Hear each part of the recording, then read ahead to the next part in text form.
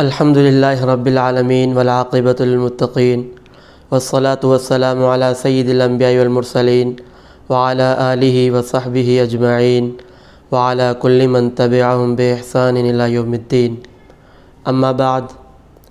ناظرین گرامی، آج ہم آپ کو بتائیں گے کہ حضرت علی رضی اللہ تعالی عنہ کو کرم اللہ وجہہ کیوں کہا جاتا ہے۔ دراصل واقعہ یہ ہے کہ خوارج حضرت علی رضی اللہ تعالی عنہ کو برے القاب سے پکارتے تھے اور ان کے لیے بد دعائیں بھی کرتے تھے، والعیاذ باللہ۔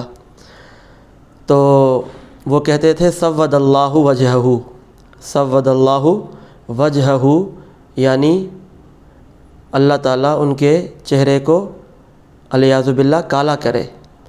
تو اس کے جواب میں اہل سنت والجماعت کہتے ہیں کرم اللہ وجہہ، کرم اللہ وجہہ، کہ اللہ تعالیٰ ان کے چہرے کو معزز فرمائیں۔